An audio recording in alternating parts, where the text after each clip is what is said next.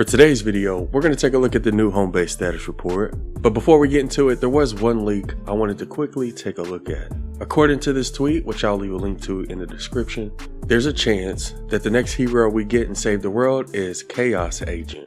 And apparently he's going to be a soldier. Keep in mind, this hasn't been confirmed by Epic. And this isn't the only hero that's been leaked recently. I remember seeing a tweet a couple weeks ago that suggested that Mistbuster Edge could possibly be the new hero that we'll get. Or maybe we'll get both of them in the future. But right now, I'd probably take it with a grain of salt because, like I said, Epic hasn't confirmed it yet. But yeah, according to this tweet, Chaos Agent will most likely be the newest soldier hero. Also, there are a couple of Debug Missions available today. There's a power level 64 Ride the Lightning in Canny Valley, and there's also a power level 58 Fight the Storm in Canny that gives V-Bucks. Anyways, when it comes to the Homebase Status report, the first thing they said was, "You all have done an admirable job of taking on your fears inside the Hexylvania zone.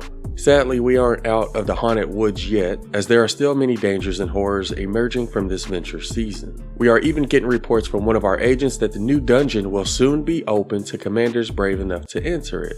But for now, let's focus on building up our power with the upcoming arrivals into the event store." So it doesn't look like we're going to get the new dungeon week this week or next week, but I do expect to see it the following week after that, because dungeons don't last forever and they're going to have to replace that with Frost Night soon. So I would assume that we're going to see the new dungeon wing after next week.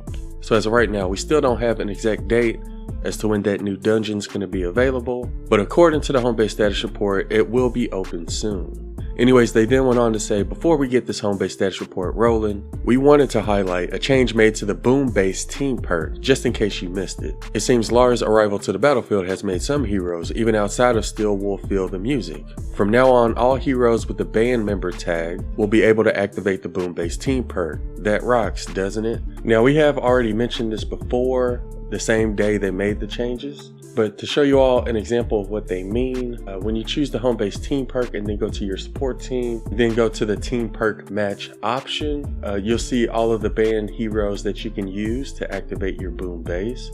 Obviously, it includes all of the Steel Wolf band members. So Lars, Sid, Carlos, and Anthony, you would expect to activate Boom base. But they also added some other heroes who can activate it. So you also got Power Pop Penny, Breakbeat Wildcat, Phase Scout Jess, Mainstage Quinn, and Dennis Jr. But yeah, like I said, we've already gone into detail over this. I just wanted to quickly point it out for those who didn't watch that video. So yeah, not only do you get Steel Wolf Sid members, but you also got Totally Rockin' Out heroes. So not only do they activate Totally Rockin' Out, but they can also activate Boom base. And for whatever reason, we also got Phase Scout Jess. So yeah, that's how Boom base works now after they made the changes. Anyways, they then went on to explain what we can expect to see this week.